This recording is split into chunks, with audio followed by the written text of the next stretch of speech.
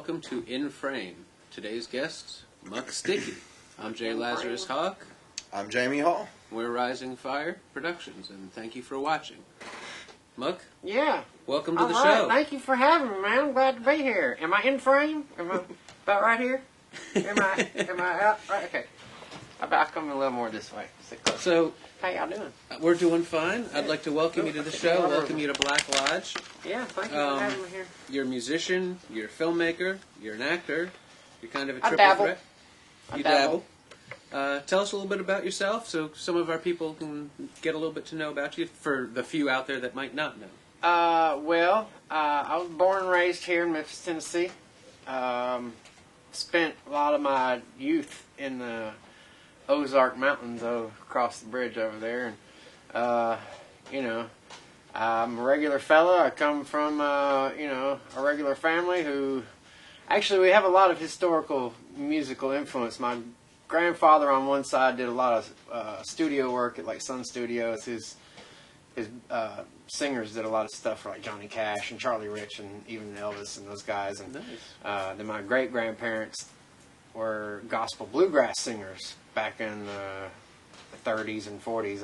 One of the first traveling gospel bluegrass groups that actually found some success, and they released a lot of albums. So I come from a lot of music, and I incorporated a lot of that influence with some of the more contemporary influence that Memphis has provided, the rap and stuff like that. So I try to blend it all together and at least keep it fun. That's my main objective, is to keep it fun. One of the things I first noticed, you first came to my attention because this is Midtown.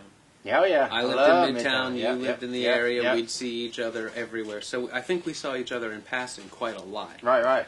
But I was never really quite aware of who you were as a musician because I didn't go out much.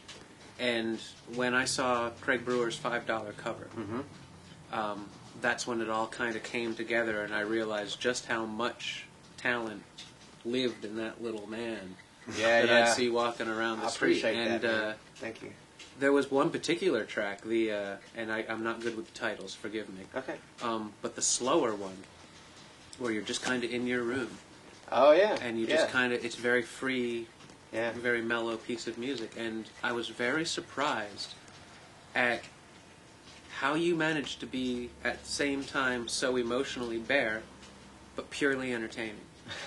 And it was that fun essence, that fun energy you have, which is a natural part of your being. Yeah, well, thank you. I appreciate that.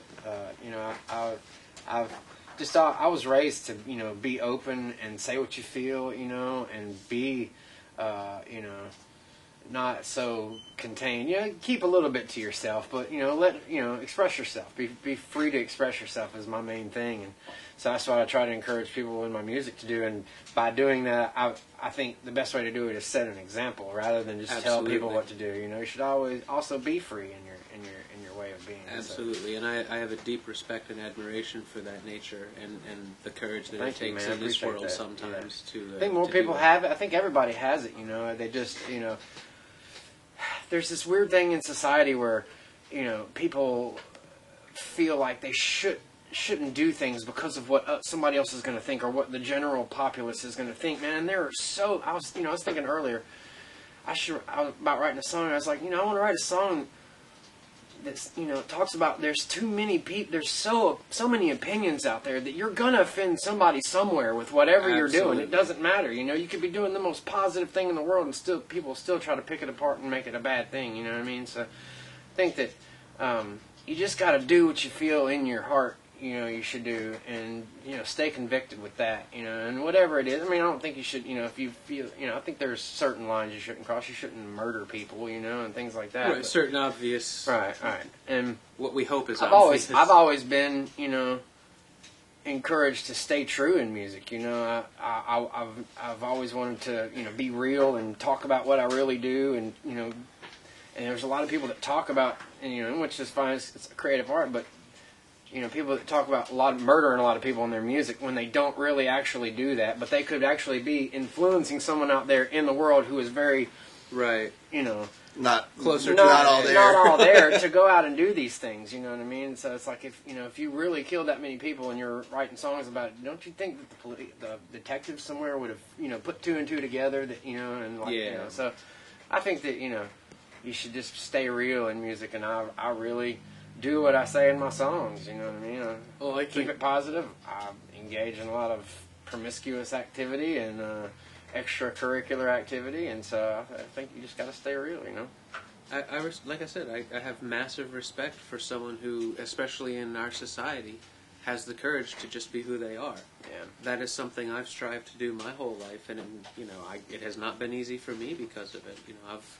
I've had people attack me, I've had people put me down, I've had all the different types of stones that can be thrown have come my way. And I think that happens to everybody, no matter what they, what kind of, people in suits and ties get looked at differently. Yeah, I think everybody gets it by some other people. level. But for you to stay true to yourself, I have children, and I've always told them that, be who you want to be. Don't walk in the shoes of somebody else. And I appreciate anybody that can do that, because as for myself, I'm not changing for anybody. Right. I'm true to what I want. Right. If you don't like me, you don't like me. But I think a real what you said is really good there. If you like who you are and you're comfortable with yourself, other people will like you. What I mean? That's it's just kind of like the rule for me. I think the most important thing any individual can learn is to like themselves. Absolutely. I mean, you have to start there. If you're not healthy with you, how do you expect someone else to be healthy with you? Absolutely. You gotta connect your mind, body, and spirit all together, and have that understanding of how life works. I mean, there's not necessarily a strict rule, but there are good foundations to go by. You know what I mean? And there are many examples of either direction. Yeah. Open your eyes and take the time to see what has been done absolutely properly or improperly ahead of you, instead of kind of running headlong into satisfying one impulse after the next without any real thought towards the ramifications. My grandmother had this little, it wasn't a plaque, but it's like this little wooden carved out thing, and it has this dude's face on it. I don't know who the dude was. It was from like the 30s or 40s, I think. But after she passed away, it was passed on to me, and it says it's what you learn after, and after is in big capital letters. It's what you learn after you know it all that counts. To me, what that says is that you're never going to know it all. You know what I mean? You can't. That's the most important thing you can learn, is that you can sit here and try to figure out how life works and try to follow it to a format, but there is no format. Life will always throw you surprising twists along the way. Absolutely. You're never going to learn everything. Being able to work with that, I think, is the trick. You know what I mean? At least we as beings are built to thrive on change. Yeah, absolutely. And a status quo, we see a lot of examples in society in different levels and different capacities, but a status quo, when enforced for a prolonged period of time, becomes debilitating. And we end up becoming more reactionary as opposed to absolutely harmonious. When you try to force, especially large groups of humans to do any certain thing, we all want to have free will and choice. As Rome learned, it doesn't go well in the long run. Right. Now, we understand you have a very limited time. You're a very busy man. We appreciate you taking the time. Man, it's my pleasure. But we have videos, we have trailers and things like that we normally introduce through the show, and we'll get to a couple of those. But I want to take advantage of you while you're actually able to be here with us in the studio, and give people a little bit of an introduction into what it is the world of Muck Sticky and his music is. And I'd love to have you just go ahead and play us a song. Okay. Well, tell us what you're going to play. Give us a little intro.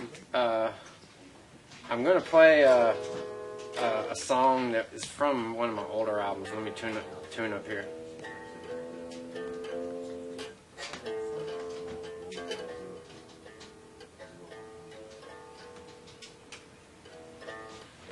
Wasn't really in tune for this one. I'm going to go ahead and jam this one out. All right.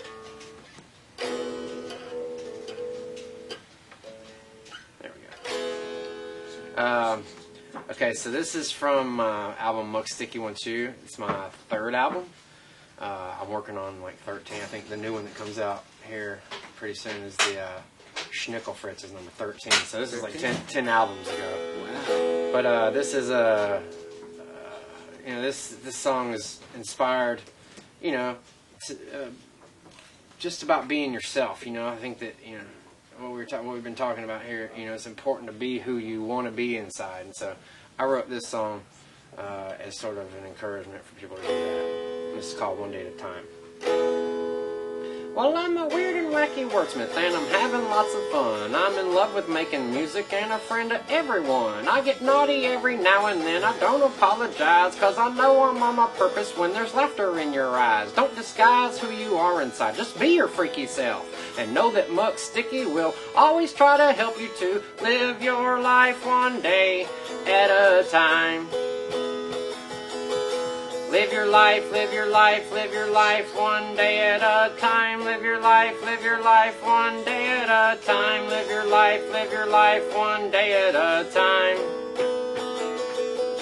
Live your life, live it right, and you just might get some sleep when you go to bed at night. Live your life one day at a time. You can choose to be anything you want to be, so we say you should be yourself. No matter what the cost, find your way if you are lost, but don't try to be somebody else. Live your life one day at a time. Live your life one day at a time. Live your life one day at a time. Live your life, live it right, and you just might get some sleep when you go to bed at night. Live your life one day at a time. That's fantastic. Thank you. That is fantastic. Appreciate that. That is a beautiful sentiment, and one I've pretty much lived by since I can remember. Yeah. Even my mother says that, as a child, right from the start, I seemed to know my own mind, and there really was no changing it. And I often tell people around me that, I wouldn't live with me. I can be a hard person to be around because I don't know how to do anything but be who I am. Right. But the bonds that creates with the people who take the time to know that person are unmeasurable. Yeah. And the levels of joy I'm able to achieve because I am comfortable with that person are far loftier than many in my life position, financially especially. People in my position would be a lot more stressed by life. Right. And I kind of cling to the fact that it's hard, but it's hard on my terms. Right. I have been me. That's a good way to look at it, man. I've made compromises, but they've been the compromises I've been willing to make.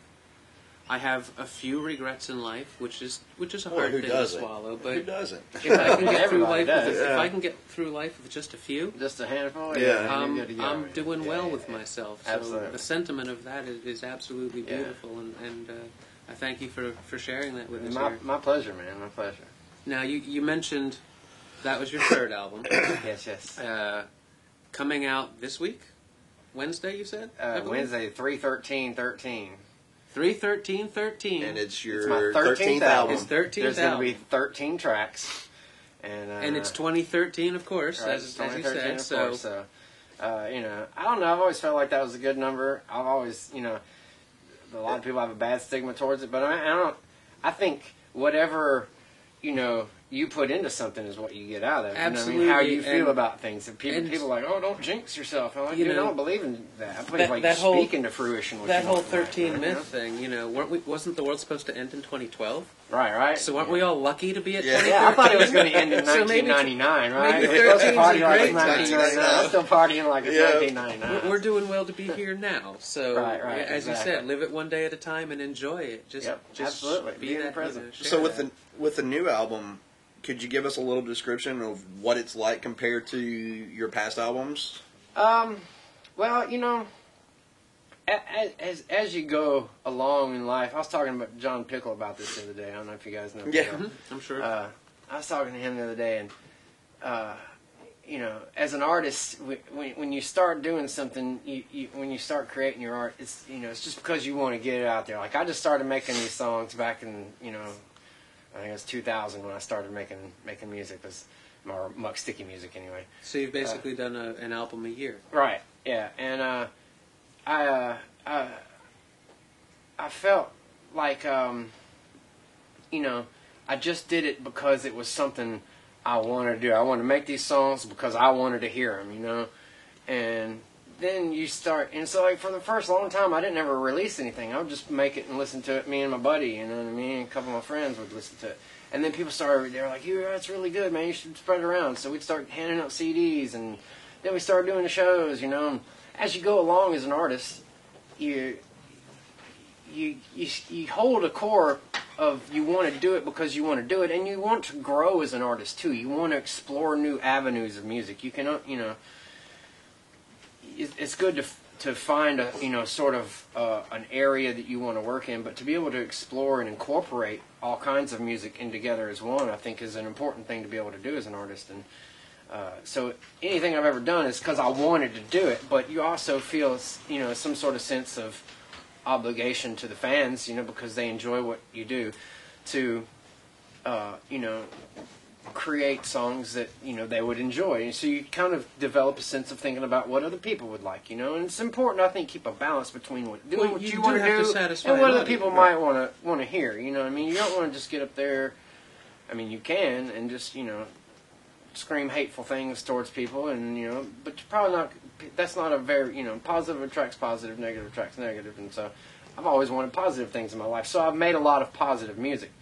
Now, I've also always been an artist that, you know, likes to, you know, push the envelope and, you know, sort of say things that are going to test people's sense of, you know, inhibition, you know, like say things that may shock people a little bit, and it's only to stimulate them a little bit, you know. Well, I think that's the responsibility of an artist to some degree. That's part of being an artist, is to cross. I mean, every now and then you have to. Sometimes I believe, as an artist, sometimes you have to cross a boundary to wake somebody up. Yeah, absolutely. And if you don't do something like that, you get, I believe, and this is my opinion, you get stuck in a rut sometimes. Mm-hmm. And if you know, you want to give your audience everything that you can. You want to give them what they want to hear, but you also want to give them something new.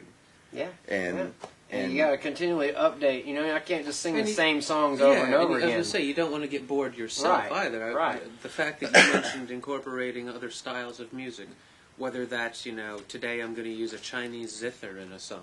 Right. Well, you know, I admire that kind of courage, because that ability to step outside of your comfort and make something work, that's challenging you. That's feeding the true artist that allows the musician who sells or who has a fan base to create something that audience will appreciate. We talked about it, you know, as an artist, you always have to try something new to where your art doesn't get bored. We've said it 1,000 times here.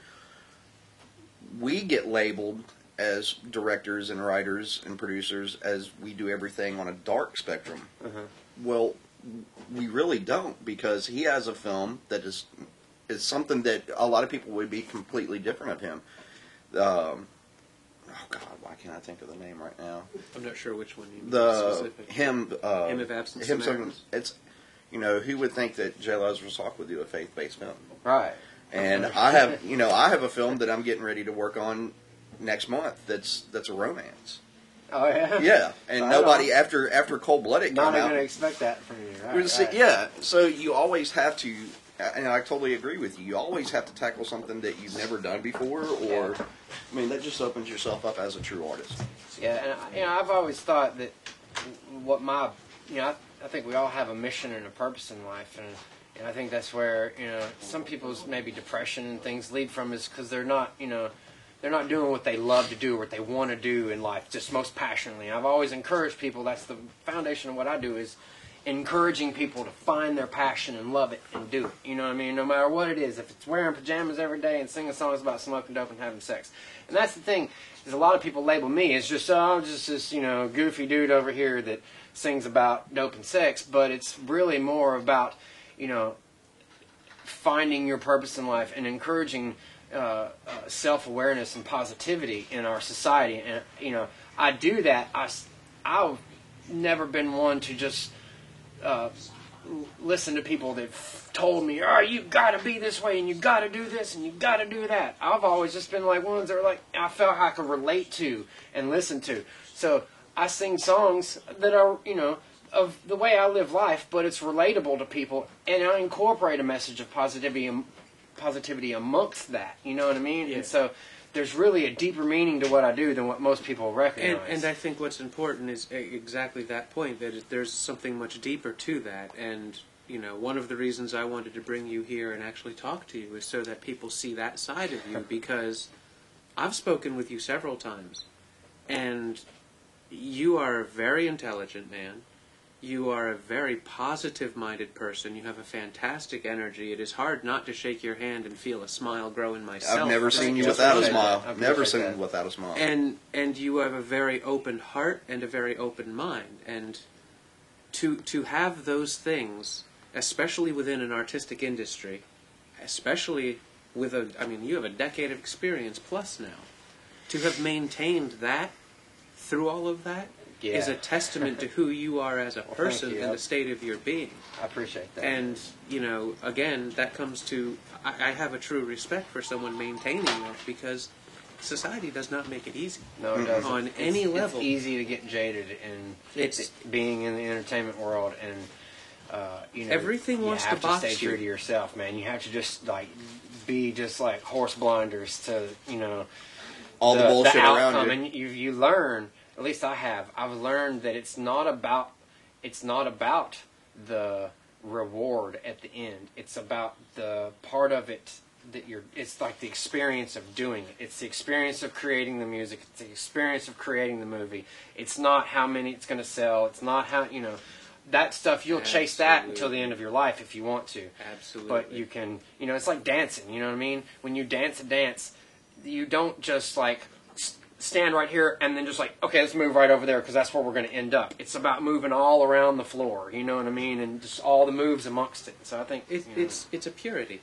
You have to learn to enjoy every step along the way, man. There's a purity to the experience, and like you said, if you're chasing it for the money, there's a wrong motivation there. You're doing it for all the wrong reasons, and you'll never get the money. You know, if you do what you love to do, and you just do that, and you just that's what's important to you is the creating of the art, or the experiencing of how you're expressing yourself. If you just do it for that, all the rest of the shit will follow. I'm glad you said that, because a lot of people don't understand that. It's happened to me. I'm sure it's happened to all of us.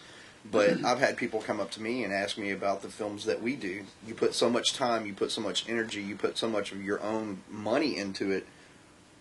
Why? And my answer to them is, why not? Yeah. I mean, I'm not doing it, and I know that you're not doing as well as. Do you know what I'd be if I didn't? Is really my answer. I have to do this. If I don't do this, this is my only outlet. Yeah, absolutely. I mean, it's like it's people that collect cars or play video games. You're never gonna get any money out of that video game. You sit around for 13, 14 hours a day playing video games. Right, you're never gonna make any money out of that. So why do you do it? And I don't understand when people that don't understand people like us, that we do it because it's something that we feel that we have to do, and to get that out of ourselves. And it's just like everything. I honestly don't know what else I would do. It's I don't have the vocal ability to be the singer I would want to be if I were going to be the rock star every kid dreams of becoming. I'm not the artist I would want to be, especially, if you see my wife's artwork, I refuse to even draw fantastic. at this point. She's just my mom's beyond the same way, incredible. dude. I can't. I just don't dare. It's incredible. I don't see how I can't draw paint. I was a tattoo artist for a little while, but I can't, just see a blank canvas and paint a painting. My mom can create these insanely dimensional forest scenes, and it's leaves here and there. I just have no idea how you see that and then put it there. You know what I mean? Yeah, so. I know what you mean on that. I can put it together in my feel head, humbled but my when I hands, my hands never listen to what my eyes and brain are expecting. Yeah, so right. I'm left with the written word, and turning that into film is my true expression of it. And, you know, leave it to me, someone who's kind of a solitary individual, to pick the one artistic expression that relies on countless other people in order to be able to get it done. Right. Yeah. I know what you mean. And speaking of that, Yeah. Well, speaking of the film, I was going to bring it up. you know, you're also a filmmaker, right? And that's what we were talking a minute ago about. You know, people probably label me as this sort of happy-go-lucky, all-the-time positive, you know, dude. But this movie's very dark and creepy. You know what I mean? But it's just something I felt like, you know, I enjoy film. I love the movies. You know, that's one of my favorite things to do is, you know, and so I wanted to create something, and I'm a fan of darker type films, you know, and so I wanted to create something that was just off the beaten path of Muck Sticky, and, you know, express a different side of my creativity. So, muscadine wine. Tell us a little bit about muscadine wine. Well, that's my mom on the cover there. And she plays a lady named Bernadine Hammerhead. She's the matriarch of this family. They're the Hammerheads. They live on the outskirts of town.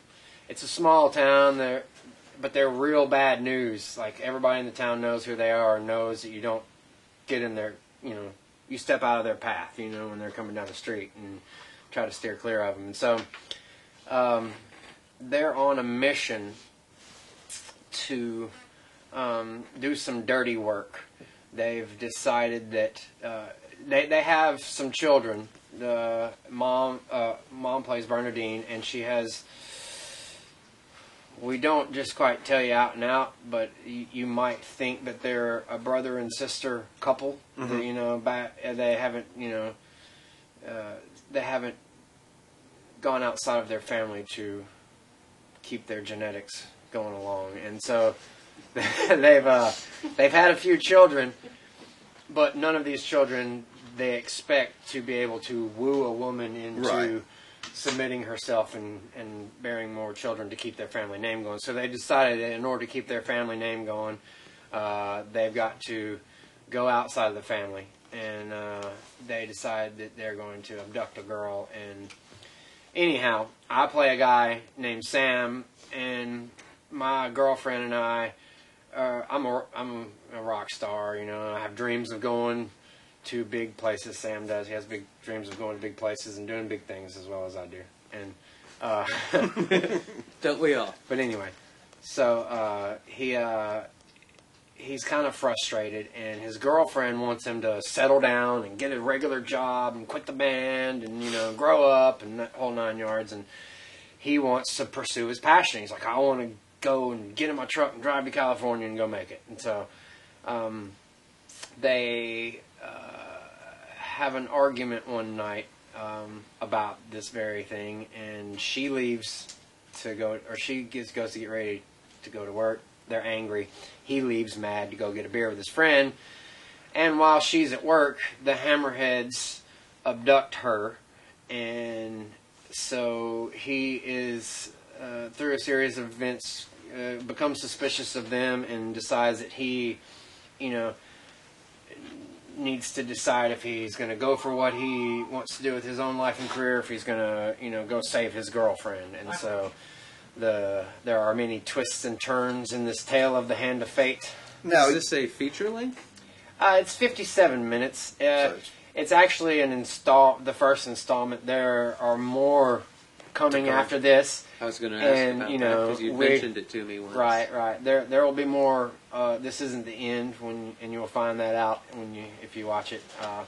Now, I think there's going to be one available here at Black Lodge, right? Yeah. I actually, since you mumble that, I'm going to bring it up. First of all, I want to thank you on behalf of myself and my partners that you presented us with a copy for ourselves. My pleasure. I'm looking forward to watching I'm honored. it. I am too. But unlike most of our filmmakers in this community, on rare occasion, Matt, you're going to want to know this. Muck Sticky has brought you a copy of his movie on DVD for the locals shelf. That's what's up. We have finally. It's my honor. Finally. And to every filmmaker out there, this is the example. This is what we've been talking about for weeks.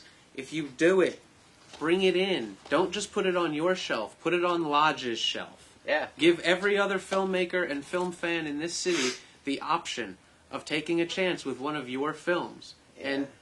And who knows, if you do, maybe you'll have your own little section of shelf like Tarantino and Burton. Exactly. Yes. You never know what can happen. Every one of them started somewhere. Right, exactly. So I love that you did that, and I commend you for It's an awesome thing. I've been coming here and checking out movies for eons, man, and you know, I love Memphis and the art that we create here, man. There are so many creative people here in the city. You know what I mean? Pot. It's like Memphis, just so beautiful. Memphis is a smelting pot of different kind of artists. It really is. And you can go through.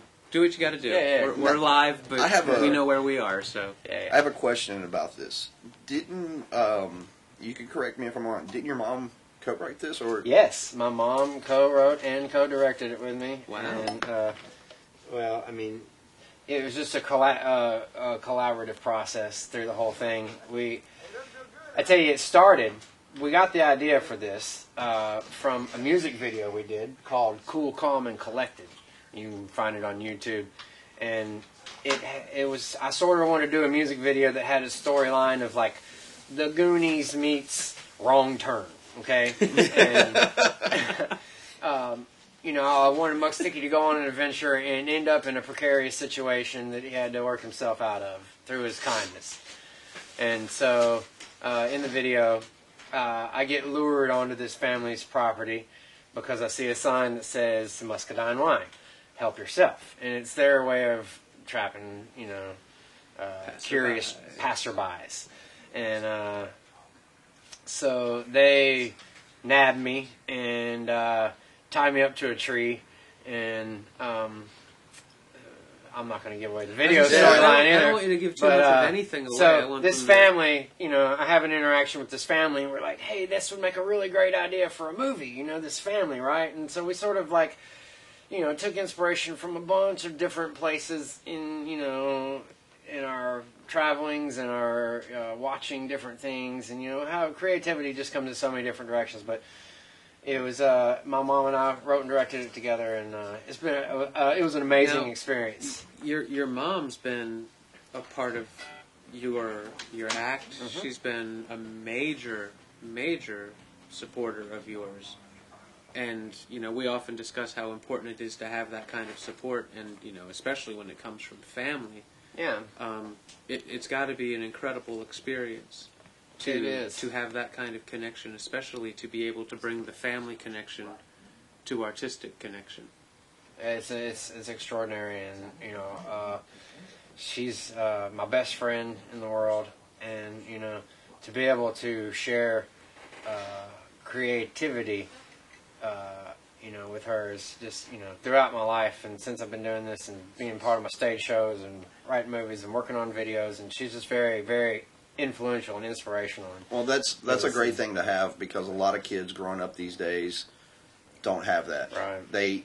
Their families do stick them in front of the video games or stick them in front of the cable, and I have the honor of being able to bring my son. I've got a 17-year-old son, and I've had the honor of bringing him out onto my sets and having him work with us, and has expressed a great interest in wanting to do his own film. And one of the worst things that a lot of people face, and I think it's more prominent in the South for specific reasons, but it's something that happens everywhere.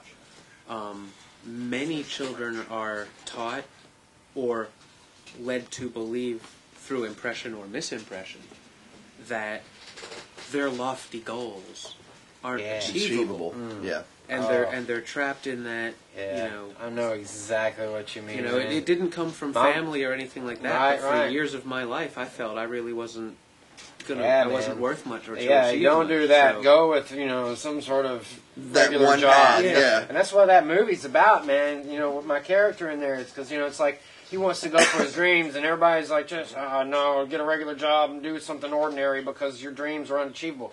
And how do you think anybody out there that achieves their dreams does it? They don't do it by going, well, I'm going to do this regular thing until... Conforming. The only thing that can stop you is giving up. Yeah, absolutely. You are the deciding factor, and that's why I do what I do, and have my mom in part of what I do is I want to encourage people. even if it's not, even if some parents out there aren't getting what I'm doing, if, you know, at least some kids who are growing up, or people my age, you know, that are going to have kids will, you know, encourage their kids to go for what their dreams are and be passionate about what they do and love their life. You know, you can wear pajamas and make a good living doing it. You know what I mean? Every day. I've been wearing my pajamas every day.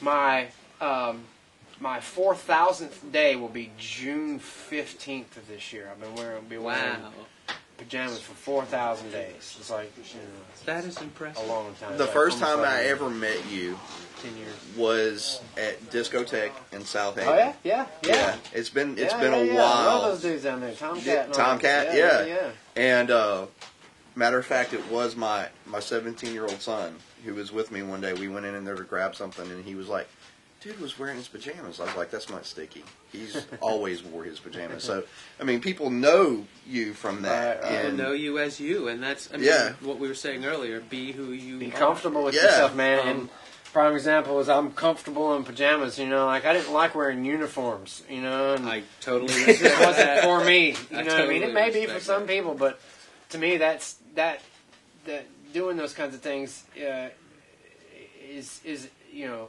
goes in hand with like being more concerned with what external opinion of you is than what your own internal opinion of yourself is. You know what I mean? Like if you're just so dependent upon what that external opinion of you is, you're never going to be satisfied in your soul. You know what I mean? Absolutely. And so like, rather than wearing fancy clothes and bling on my wrists, you know, trying to impress people, I want to fucking wear what's comfortable. You need to do a tour at high schools. Well, we're gonna go ahead and show the trailer for this. Cool. Cut to the trailer. And I'm telling you guys, this is gonna be a great movie. I've had the honor of reading a lot of the script for this, right. And I'm excited that we have it, and I'm excited that you've gone all the way through with it and gotten it out, and thank you for bringing it to life. My pleasure. We're going to watch the trailer for Muscadine Wine, The Strength of a Family. Right now. InFrame.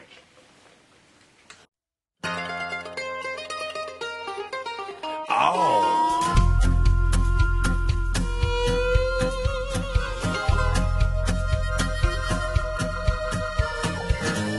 I was raised deep in the backwoods, hunting fish, was my childhood. Trees grow tall and the water flow. When you go on here, nobody knows you. I was made a self-made man. My great-granddaddy, where it all began. Way out here, say we're the kings. Let me tell you about a few things. My bow, my shotgun, my 45, my tractor, my camel, and my four-wheel drive, my dirt, my land, my tin roof house, my God, and my family, and my pride in the South. Those that still don't understand. I'm a country man. Crazy, others say we're bold. There's a lot more story than left untold. Blood, sweat, and scar, my family's name.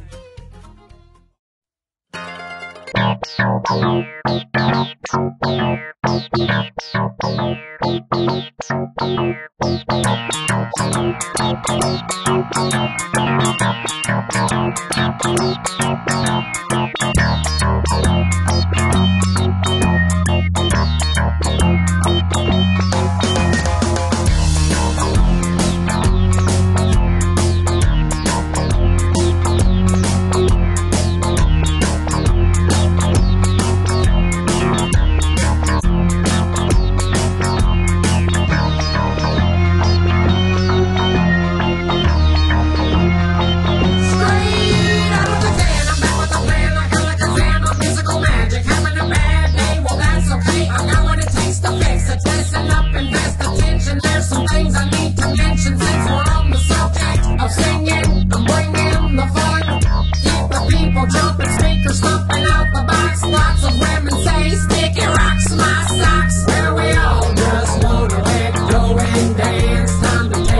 chance and shake your booty.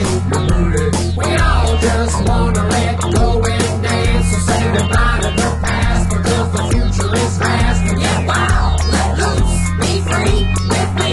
Get wild, let loose, be free with me. Help me sing loud. Hey, hey. We get wild and that's okay.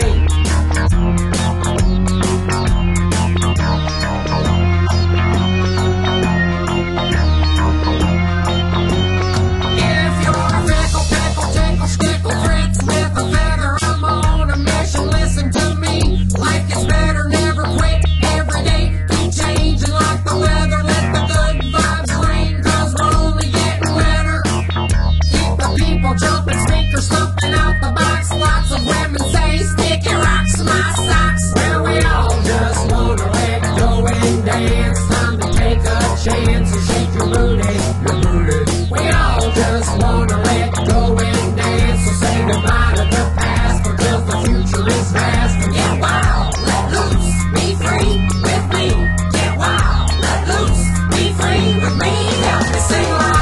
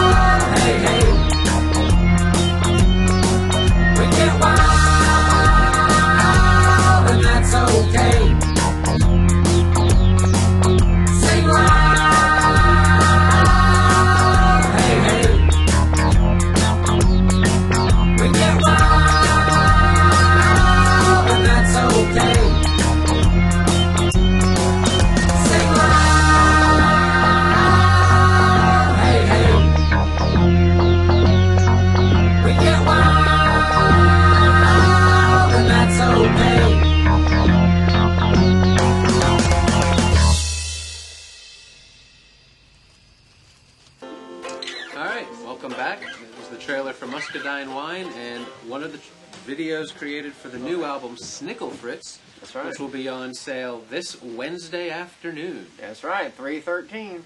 3/13 in the afternoon. Yeah. Where is it going to be out for sale? That way, folks that are watching can. You know, it should be available in most stores. I'm not sure. I don't handle the distribution of it, physical stuff, but it's available on iTunes and all that stuff. We have a SoundCloud page. If you're friends with us on Facebook, you'll get a link, or Twitter, or those kinds of things. I have an Instagram too. I post a lot of cool pictures on Instagram. I'll sit in. Speaking of, have a seat, Alex. I wanted to post a picture of the thing on the sign out there from Instagram.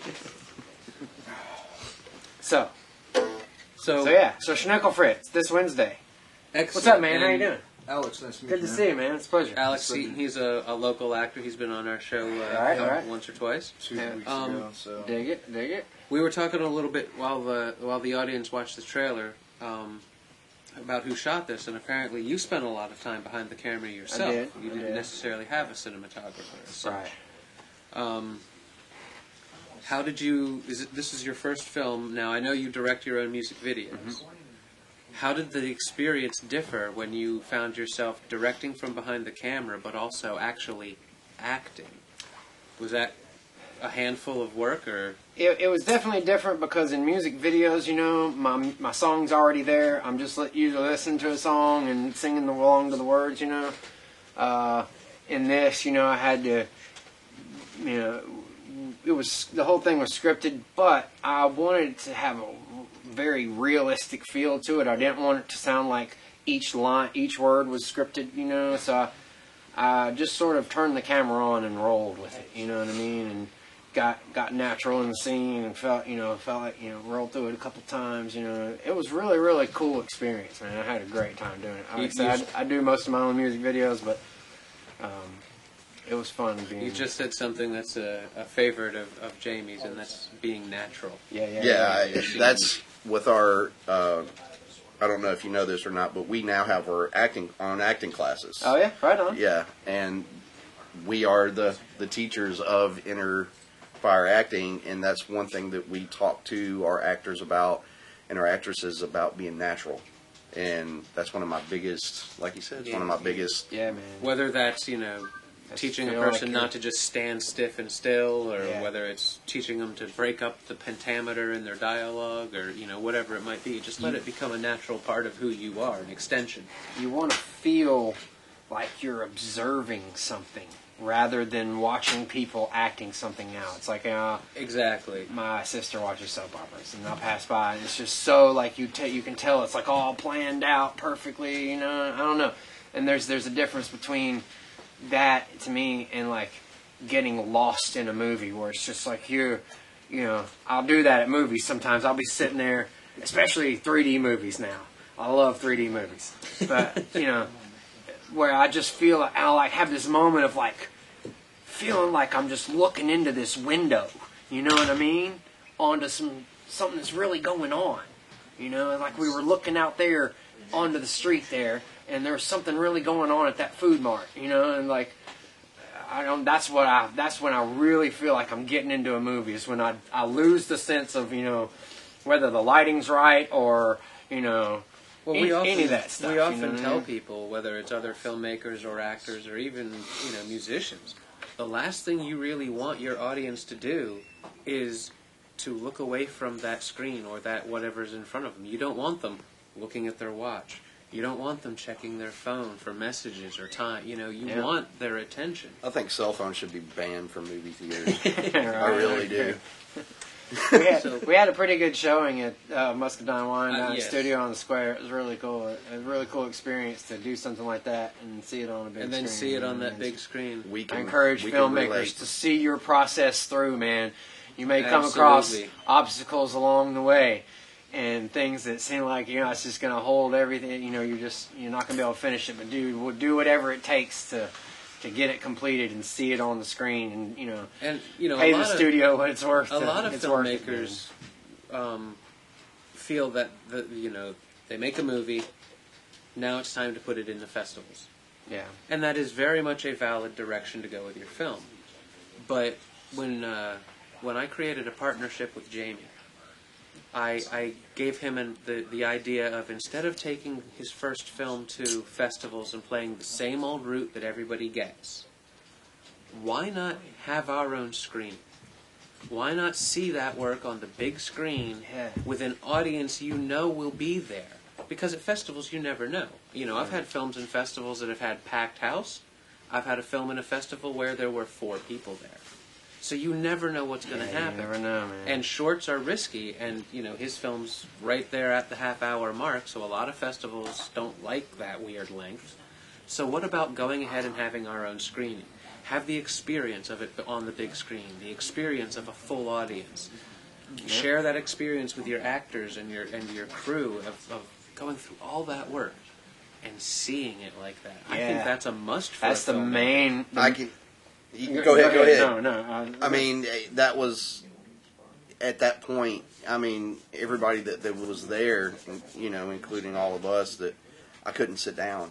Yeah. I watched the whole thing standing up because I didn't want to be in a central location where people can throw stuff at me. Yeah. I went up in the booth and watched from the window up there.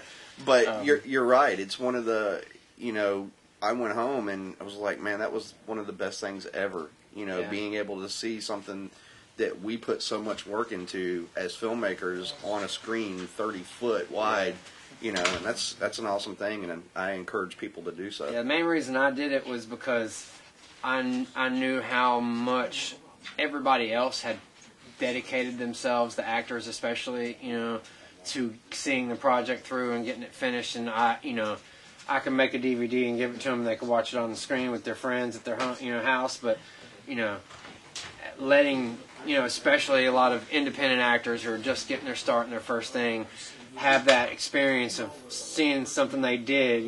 They know what it's like. What it was like being on set, but then seeing it all come together in a piece on a big screen like you'd watch any other movie. That was what I wanted. I wanted for the people that had taken part of the movie, and I couldn't, even though I've written, directed, and my mom and I did this together, it could not have been done without every actor that was in it helped crew-wise. Absolutely. And it was a very like It's a very shared experience. shared experience of getting something done. And I was going to ask, I alluded earlier that I chose the one form of outlet that requires tons of people. How is the experience different for you? You want to write a song, you grab your instrument, you write a song. Right. Yeah, You want to make a absolutely. movie. You're taking on a mountain. Yes, you are. And you have to find people to hold that mountain up. Absolutely. Like I said, I could. This guy Chris Person that I worked with, and he's my partner in Smooth Journey Productions. He was very essential in executing the process of it, and like I said, every actor, all the hammerheads were all, like one of the hammerheads. It was their house that we used in the movie. You know what I mean? And my guitar player helped out using some of his place for locations, and Gator Brown's Bait and Tackle out in Bartlett. They were just like so open, and like location is a big thing. When it comes Absolutely. to a project. And Absolutely. when you're writing it beforehand, you have these ideas of like I wanted to use Gator Brown's Bait and Tackle. That's how I envisioned it.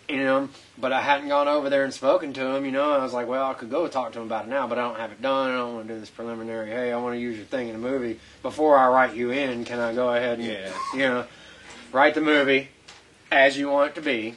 With the belief that it'll happen. It'll happen. They were totally receptive to us using it. There are a lot of good people here if you go to them directly that will offer and share. We've been very, as Rising Fire Productions, we've been very generous. I mean, we've benefited from the that's what I was generosity. like. Benefited from a lot of people's letting us use their locations. TJ Cates, let you use his restaurant and butcher shop, and he wasn't even there. He just opened the door and he said, had "Hey, somebody come in and open it. yeah." Let us go in and film Yeah. with their presence only. He was off doing whatever it was he had to do at the time. Mike Zupa, who owns Ferrer's Pizza, also has the old High Point Pinch building, Yeah. and that's where we shot. That's We I played my shot. first show there, man. My Really? first show ever was Battle of the Nice. Bands there. Yeah. Well- where we do our acting class. He's filmed. Oh, that's some- cool, some man. Yeah. That's work very there. cool. Very cool. I got a lot of memories in that place. I actually used that as a base for an indie film that I worked on years ago. I was just an actor in the thing, but that was a base for one of the films. And I have to give props to Robert Coletta on some of the things that He's offered us a lot of things. He's as well. I don't know if you know Robert. He owns and operates MRC. Yeah. Well, we met not too long ago, actually. He's offered up a lot of things for us, and is starting to offer up some things for independent filmmakers here That's in town cool, as well. man. So That's really cool. It's there are different points in the community that are finally connecting. Yeah. And they're starting to draw together, and It that's, seems like it, it's, man. It's pulling up the net. It seems like, and it seems like that, as a whole in society, I think everybody's kind of getting tired of, everybody, this economy, blah, just worried about, the cost of things. Like, man, let's get back to having fun again, let's just get back to living life again, for the simplicity of living life, you know what I mean? People get caught up in it's all about, how much you need, It's not about how much you need, it's about just being here, It's about living. It's about living every day, man, and just, you look at, and I know we're different than animals, but you look at the animal kingdom, man, and the majority of them, man, like the most simplistic thing is they just want to eat, you know what I mean? As long as they're able to eat, they're content, you know what I mean? And I think we put too much emphasis on a lot of materialistic things in society, and as long as we can just, I'm not saying that you shouldn't want to prosper and, live in, nice surroundings with good, comfort. That's all, There's nothing wrong. Nothing with it, wrong with but it's that, not but the be all. It's not what you should be living for, man. You should be living for waking up every day and being and going, I'm alive, man. I'm here right now. I'm not here. And it could be a lot worse. Well, I know, unfortunately, you do have a short schedule and have to get going. We normally have 2 hours with our guests, and I hope that in the future we'll be able to have Yeah, you man, back I'd love to because come back here there pretty are soon, so man, for many sure. more things we could talk For about. sure, absolutely. I can sit here all day. I very much appreciate you coming just let me in. know when you want to come back. When you want me to come back, man. You have an open invitation. You have an open invitation. I might be here next Sunday. Worst case scenario, if we're in the middle of a show and you show up, we'll cut away and at least let you come in and do a performance. Yeah, or sit down and talk. Sit and hang out like this guy here. We kind of try to keep it casual, and we encourage artists, actors, filmmakers, musicians, anything like that, to come in and sit down, come to Black Lodge, be an active audience, get to know each place. other. It's a chance to just come and say hey to each other. And you might walk out with a cool movie. And absolutely, you may indeed walk out with a cool movie, maybe even muscadine wine. And give Muck his props for that. I'd love to have you give us one more song if that's possible before you head out. Absolutely. Sweet. This is a song that this isn't going to be quite so inspirational as One Day at a Time may have been. This is a little more on the fun side. But this is one that we're going to do a video for here pretty soon. And it's from my new album, Popsicle. Or my new album, Schnickel Frets. This one's called Popsicle.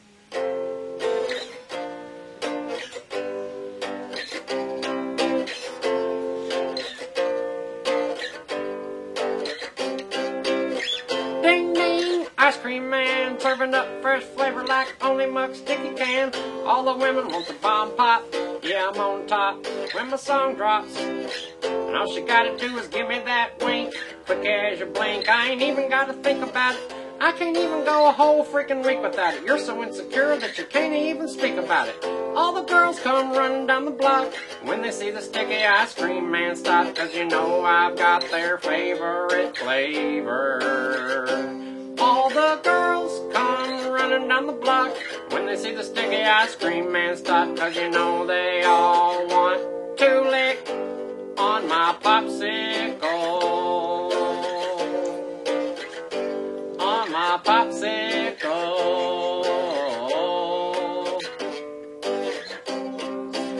Well, alright, baby, maybe picture you and me underneath the tree, doing more than kissing. Boy, keep on wishing. Why you keep dissing me? One of these days when you got a sweet tooth, you'll be missing me. I'm just trying to be nice, bring spice into your life, but you wanna be stuck up. Pucker up, take a toke like a hippie. It's peace, love, and freakiness with Muck Sticky.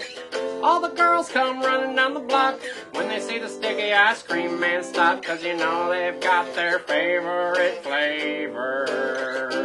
All the girls come running down the block when they see the sticky ice cream man stop, 'cause you know they all want to lick on my popsicle. On my popsicle.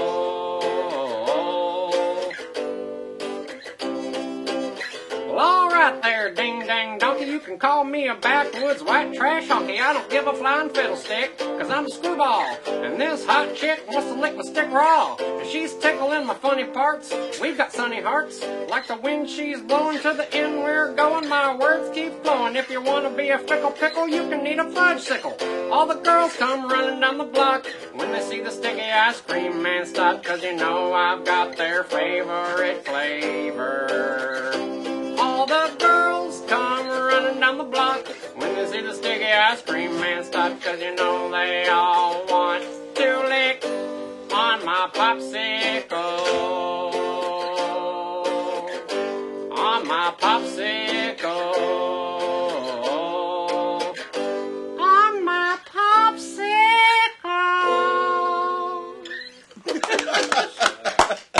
All right. Fantastic.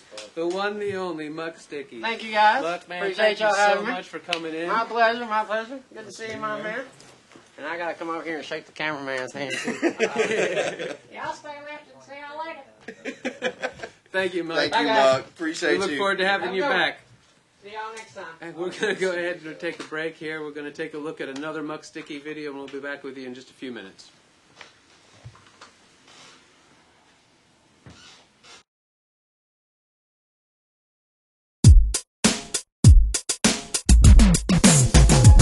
I wanna hear a rock move that moves my feet, so turn the music on.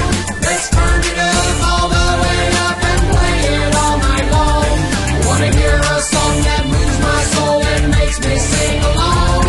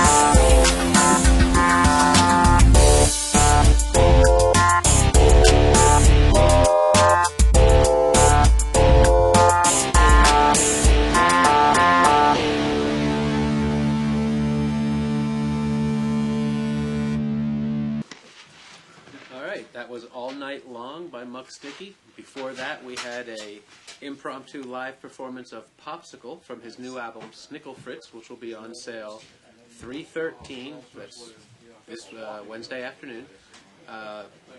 iTunes, SoundCloud. I'm pretty sure most of the.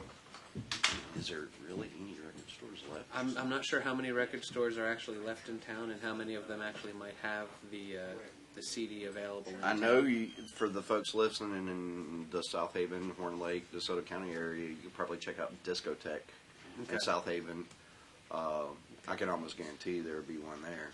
Okay. And of course, Muck Sticky, he had to leave before we got all of his information, but he does have a Facebook page.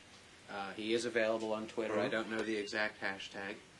That's my bad, but when we set this up for re-airing, I'll try to get Ken to put in some underlays so we have those on screen for you. Find Muck Sticky, support Muck Sticky. He's been doing his thing for 13 years. He's a Memphis. He's approaching legendary status for the Memphis community area, and not just a music maker, but a filmmaker with Muscadine Wine, Strength of a Family, the first installment in a series of productions from Muck. This, of course, now available at Black Lodge for rent, or shall soon be. I don't know if Matt intends to take it right away and watch it himself, or if he's going to... You better believe it. So will it be available for rent when? By tonight. By tonight? Absolutely. Okay. Stop by and pick up Muscadine Wine, Muck Sticky's movie, starting this evening here at Black Lodge. Well, now that we've lost Muck, we're going to kind of eat up our hour. We're going to show a few trailers. We'll share with you what little bit of news I have for the events going on, and we hope that you will support the local filmmakers and actors and people that we're spotlighting in the rest of the show. Tonight at the Hard Rock Cafe, doors open at 8:30. We've got Sam Marine and County, Mudflap King, Capital 3, and Ian Andrew all performing. That's the Hard Rock Cafe. 8:30 p.m. the doors will open. Tonight at the Edge Coffee House, which is right down the road from here, they at 8 p.m. they have the Open Jam, which I guess I haven't actually been there, but I believe that's the opportunity for musicians to just basically get up there and show what you got, and in some cases get up there with people you may or may not have played with before, and just kind of try to create some spontaneous chemistry and bring a little spontaneity back to the world of music, which in my opinion it does seriously lack on the pop level especially. Monday night, we of course have the Inner Fire acting classes. This week I'll be conducting that class by myself because we will be filming the next installment of the Nature of the Beast promo, which is going to be the church theme. That will be, we are offering, asking for about 10 extras, and the address, Kent, is 685 South Highland. 685 South Highland. We will be there starting about 7:30, getting everything ready. So if you're interested in being a part of the promo trailer for Nature of the Beast, please come out. We're looking for worshipers. Okay.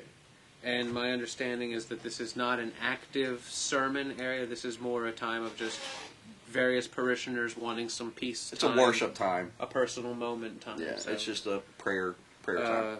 Dress accordingly, and age, of course, is virtually unlimited. Unlimited. There's not going to be any language, any bad going on. I just meant, if somebody in their 60s is watching this thinking that Nature of the Beast is a film for teenagers and people in their 20s because it's got club stuff in it, I want them to know that they have an opportunity to come out too. I'd love to see Don Myers. I'd love to see Diane Mullins. I'd love to see Helen Bowman. I'd love to see Helen Bowman every day. I'd love to see anybody just come out for it. But just, regardless of age, come on out and, sit in the church and just kind of fill out the scene and be an extra, get a chance to see my partner Jamie Hall in action as he films the church scene for I've got to give props to Rachel, and Door of Armor is coming out to be our minister, which I'm pretty excited about working with Door for the first time. I have worked with Dorv more than once, and I will tell you it is a pleasure. Yeah. Dorv, as you know, Dorv's a fantastic person, a wonderful supporter of all of us on the local level, and just an all-around good guy to know. And the only person he understands what it is to be on a set and really brings a presence. And he's the only true person that is actually going to be in the full feature. That's working on any of the film right now. So you know for a fact. I've already gave it to him. Yeah. Okay, I didn't know for sure. Oh yeah, Dorv Well, is. that's good to know. Dorv is. I love Dorv to death, and he's been a big supporter of us, and was a very large supporter of me with the releasing of Cold Blooded. Yes, he was. So I have to give props where props are due. Well said. Of course, also Monday night, the indie acting classes for Forrest Pruitt students, and that's over on, I never get this address right. Executive Row. Thank you. Also, at that same spot, Forrest offers up a free open house night for teens and kids, and I believe, if I read correctly, it was ages 6 to 16. If I got that wrong, I apologize to Forrest. I wasn't wearing my glasses when I was staring at my computer, so I believe it was 6 to 16 Now, is Forrest teaching this class, or does he have a guest? I don't know for sure. The Let us know, advertisement Forrest. did not indicate, but Forrest, if you are watching this week, please drop one. Oh, he's got you? Okay. No, text me. Text Ken, or just text one of us. Let us know what it is, because we want to make sure that people have the proper information. But I love that he's offering this class out there for 6 to 16. As you know, we've been asked how many times by how many different people, do we offer anything for youth? And right now, because of our schedules, the number of projects and all of that, we haven't really wanted to delve into that. Yeah. But I do feel that there's an opportunity to bring in new young talent and nurture it and help it really understand what it is to be an independent actor in our community. And I really commend Forrest for opening up the facility he has to offer kids 6 to 16 the option to do that. Absolutely. Also, Tuesday night is the Rock and Roll Over Party. I believe that's at the MRC, which is Coletta's building, the Memphis Rehearsal Complex. And that will have the Diamonds and Modern Slang, and that runs from 9 p.m. to 1 a.m. I didn't see a listing this week for the Thursday night indie acting class or an advertisement, but I believe he's probably having his class Thursday night. So Thursday nights you have the indie acting studio again for a chance for an acting class for that week. Friday, Memphis 12 at 44 North 2nd Street from 7 to 10 p.m. is, my understanding is, this is a display of Brian Anderson's photo work. Oh, wow. And he is going to have prints available. I didn't read the whole thing just because there was a lot of things going on this morning as I tried to prepare for the show. Brian's a great photographer. But for anybody who hasn't seen Brian Anderson's photography, the man has a magic eye. I hearken back to when you were filming Cold Blooded, and he took his camera into the deepest, darkest depths of the brewery building and set his camera up on a tripod and left it there for, I think he said 16 minutes or something like that, and came away with this amazing photo, which Kent actually bought a print of for his personal collection. And I've never seen a piece of work by Brian Anderson that didn't in some way make an impression on me. I've seen a lot of his work. He travels around a lot. He does a lot of things here within the Memphis community with some of the concerts, and He does. I know he does a lot at the Sinister events as well. And he travels a lot. He's a very dedicated photographer. He goes a lot of places, and I don't think he gets necessarily paid to do it, but he goes to improve his craft and improve his catalog of quality photos. He has been a huge supporter of the work we've done, as you know. He's come out to several of our sets. For one of them, he traveled all the way to Tupelo just to take the shot we used for the poster on the bag. So, I mean, this is a dedicated individual with very, very quality work. So I highly recommend anybody that enjoys looking at quality photographs or might have a spot on their wall. And when is this a again? nice photo. This is Friday evening, 7 p.m. to 10 p.m. The event is called Memphis 12. It is on Facebook. And it's going to be located at 44 North 2nd Street. And again, that's I don't know how many photos will be on display necessarily, but it's simply 12 photos of the Memphis area. Okay. And as I said, prints will be available, and I recommend taking a look at this city through Brian Anderson's eye, because it really is a different thing than what you see when you look downtown. Yes, it is. I mean, he's phenomenal, a phenomenal photographer. And that is, as far as we know, because I have not read anything on our pages, the events, artistically speaking, that are going on in our community this week. We encourage anybody that might know of more events going on to, get us that information. I know there are some spoken word events that, I'm so horrible with names. Steph. No, not Stephanie. She was our guest just a few weeks ago. Bum, bum, bum, wah, wah, I have been wah. caught on camera in one of my worst moments because I am so horrible with names.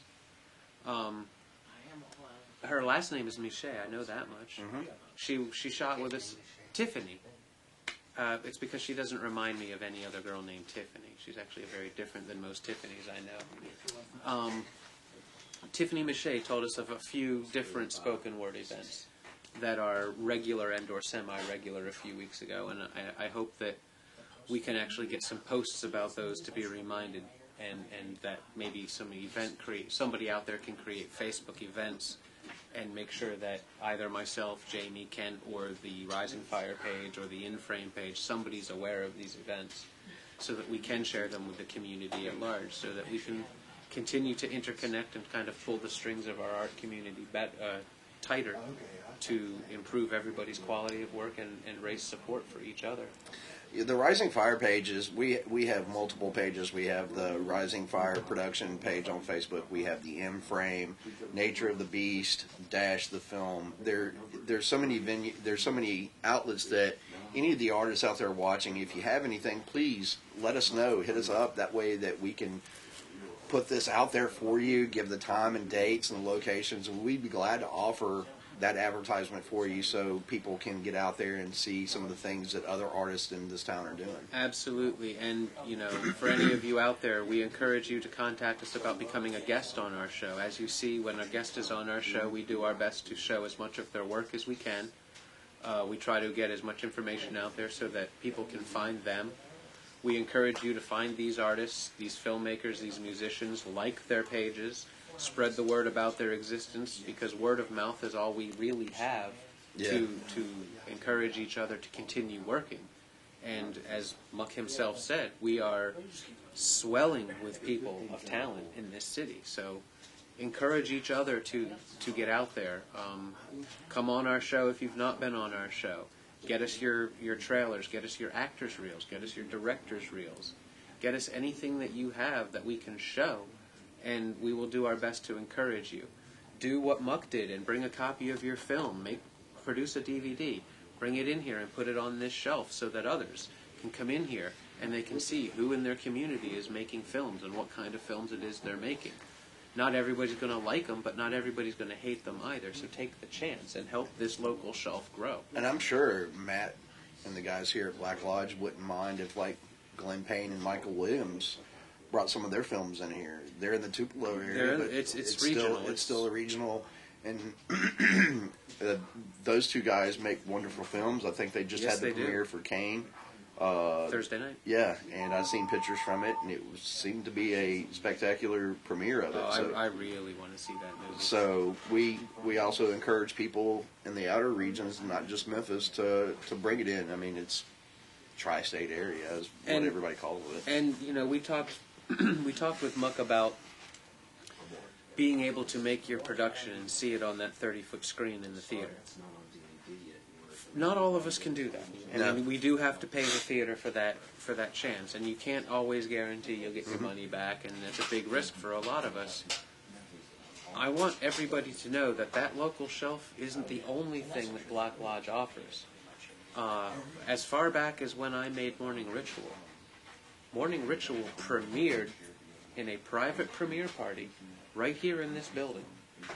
And Matt has said to me numerous times that he would welcome that kind of event in his building. So if you do have a film and you can afford to get the theater, or you maybe think the theater's a little too big for the number of people that you will likely have at your event, then I encourage you, bring your film to Lodge. You have an opportunity, you have a big enough room that you can fit a considerable number of people in here, and you have an opportunity to get Matt's opinions, which, as we've said many times before, for filmmakers, even for actors, can become invaluable pieces of information and things that he can share with you. I mean, just this week, I had a conversation with Matt about something, and he opened my eyes up to a bigger picture of something that I'm getting ready to do. Or I say that we are getting ready to do. Yeah, that we are looking into. And now, along those lines, I want to start at the beginning. Rising Fire now, I don't like to do a show about us, but we're on the verge of a lot of different things starting to happen. You, of course, have Nature of the Beast, the trailer in the works for the promotions and creating the campaign so that we can start raising funding. In addition to that, you're moving forward on the romance film that you mentioned to Muck. Afterlife, which will be going into production very soon. Sometimes in April, we're going to start getting everything together. I think, if I remember correctly, it was roughly 5 weeks from now. Yeah, I've been on the phone with the actors. Matter of fact, we have one of the actors that's here waiting on us.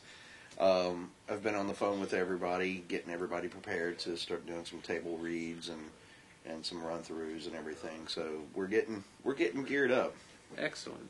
And I, of course, have finally, after a month delay, have managed to finish the Grimjack fan film that we will hopefully be also shooting in April. Yeah. That's going to kind of be a dance, and there's a few things that I have to work out with some people because we don't have much in the way of a budget, and I've got a few things that might be budget tricky, just environment-wise.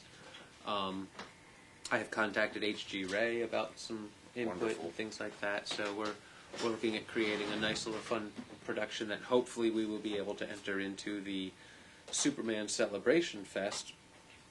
I believe entries in May, and I believe the actual screening would be June.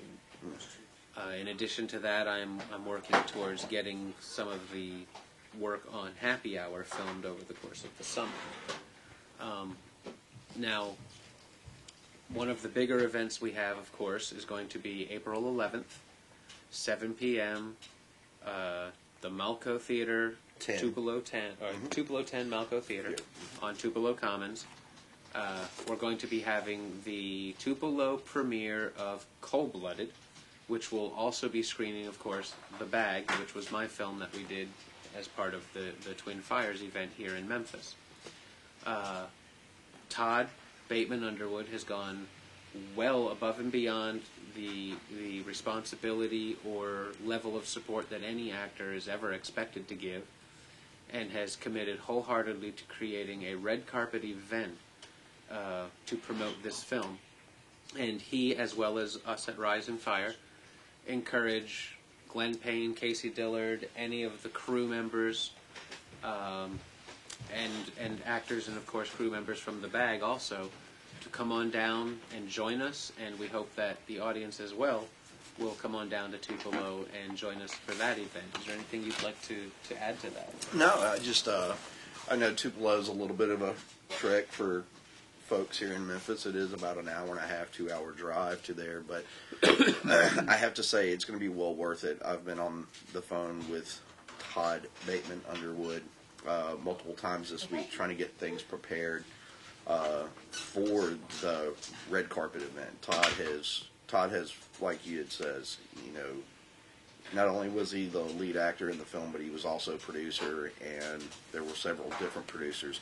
But Todd has went above everything by doing all the promotional ads for it, taking care of the posters, taking care of the red carpet and the insurance for things. And I have to thank Todd myself, because he has done a lot for this film of mine, my first film, and I just appreciate everything that he's doing. So I encourage everybody that was on the set to come out, call me, call Lazarus, and we'll see what we can do about, if you can't get there, let us know, and we'll try to pile people in cars and stuff that are heading that way. to be able to go to the premiere. Like Lazarus said, it's going to be April the 11th at the Tupelo Malco 10 on Tupelo Commons. It starts at 7 p.m. There will be a $5 ticket fee. For $5, you're getting 2 great films.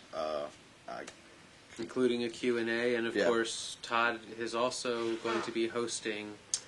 The after party has changed. I just found out about this yesterday. The after party has changed. We're going to have it at a really neat little bar that's going to be in an alleyway. So he's been talking to the people at the bar. He's been going around Tupelo and promoting this and talking to people and getting everybody interested in it. So it's going to be a fun night. It's, especially for the people that were there, the actors and everything like that. He's trying to give everybody that was a part of the movie a Hollywood experience. He really wants to give them that spotlight moment, and I don't know that he's aware necessarily of some of the other things he may be accomplishing by this, and I encourage any of the other Memphis filmmakers in the area to come on down and be a part of this event, because Todd is basically unlocking a door that is a good avenue for us as filmmakers, and I don't mean us Rising Fire, I mean us as filmmakers in Memphis, because the level of promotions and work that Todd has put into this is going to attract a lot of people. Yeah. And as filmmakers, that's exactly what we need, is an audience. And of any kind, at any size, we need an audience to discover our work. And this is an opportunity to come and meet some people that might open doors for them. As, whether it's Corduroy Wednesday, or whether it's Kentucky Adler, whether it's Second Light Productions, whether it's Kentucky Adler, whether, no matter who it is, if it's a local filmmaker, come on down. You never know who you might meet there. You might meet the person who allowed us to get the theater, or allowed Todd to get the theater. You might come out and meet the guy that allowed Todd to have the bar, and now you have a location for a movie somewhere. I mean, you never know what door you can be opening. And this is the thing, when Todd went to talk to the Tupelo Film Alliance, I think it was what they call it, the Tupelo Film Alliance. And one of the things that they said, they don't get a lot of stuff from Memphis filmmakers. And so this is a chance to reach outside of our city and actually reach another community. And Tupelo's about the size of the Memphis area. Tupelo's not what a lot of people think. Tupelo's a good-sized town. I know they do have their own film festival there yearly. Yes. But you should check it. You guys should not only come out and check out 2 great movies, but like Lazarus said, there can be locations. You can find other locations throughout the town. It's connections in another city outside of our own. And as filmmakers, we don't want to just... I mean, I love Memphis. I love making film here, as hard as it is, and as difficult, and as many headaches and noises and whatever else we face. I love the people that I work with, and we create little families for ourselves doing these productions. But the thought of my films being seen in other places. When I found out that I have a huge fan following for Morning Ritual in, of all places, Iceland, it was the weirdest sensation for me. Because I'd managed to reach not only an entire another community outside of the one I was, working in, but I'd reached another language barrier. I'd crossed a language barrier and reached a whole other country.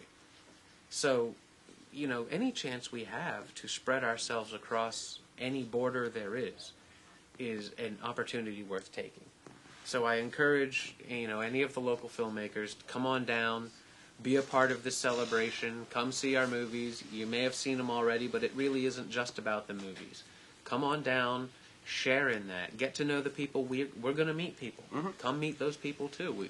That's what this show is about, is everybody meet everybody and make something happen. So that's... in this business that we're in, we know there's a couple things that could happen. There's a couple things that probably will never happen, but as long as you're stagnant and you don't go out and do those networking kind of things, by talking to other filmmakers, by talking to other film commissions,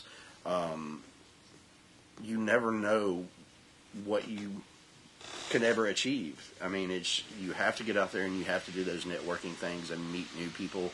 And I mean, I have to take that advice. Sometimes I have to take my own advice because, well, absolutely, you know, it's very important in this thing. You said it the best.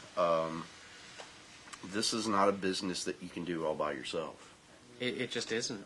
You have to have the help from others. You have to be able to rely on others to help you out. You need to help other people out as Absolutely. well. I mean, got to offer it back. Yeah, it's you know, one hand helps the other. And all that said, I want to go ahead and cut away and take a look at the trailers for Cold Blooded and The Bag, and you know, these are the films we'll be seeing, and we'll be right back with you after this.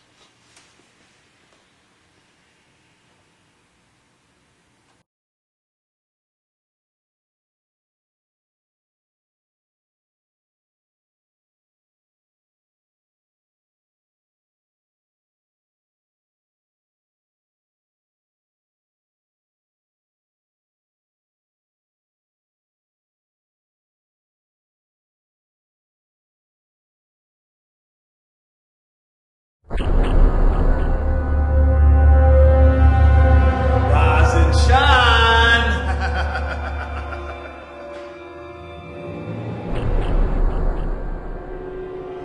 You don't want to use your tongue? Let's remove it. That's it! Your tongue's mine!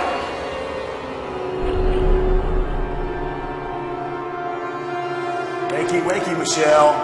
That's right, Gary. Your buddy's here with you, too. I can prove my point to you both.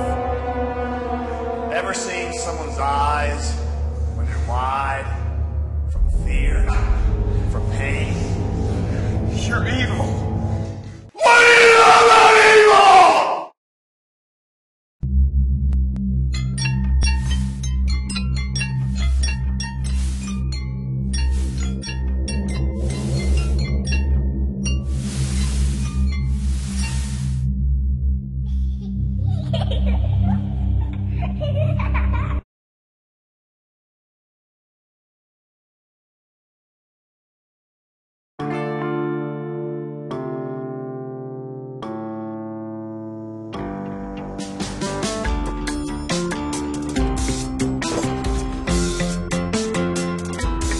We should go out on a date sometime.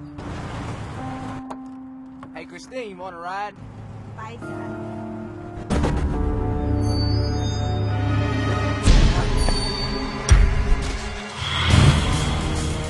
What's in your bag? Is that blood?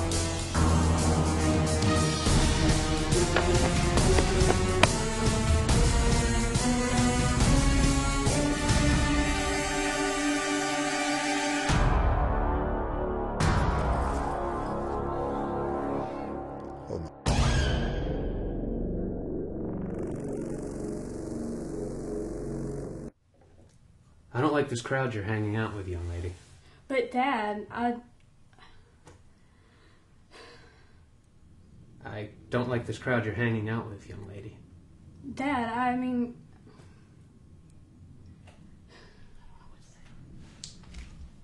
Witness, if you will, a scene from a movie in which there was bad acting. To no fault of the actors, for which they paid for acting lessons and an acting coach. What they really needed was the rising fire zone.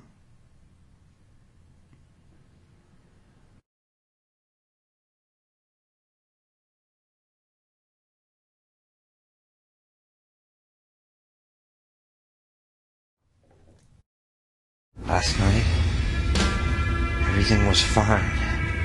No, everything has not been fine.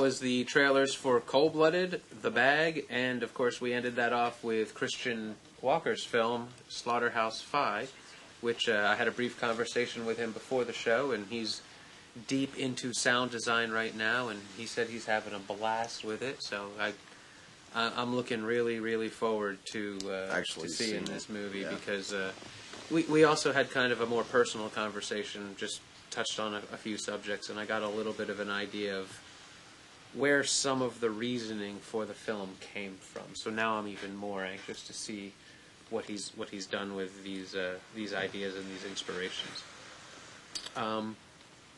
Speaking of different projects, we of course have talked about the potential of us maybe working on a documentary of Prince Mongo at some point.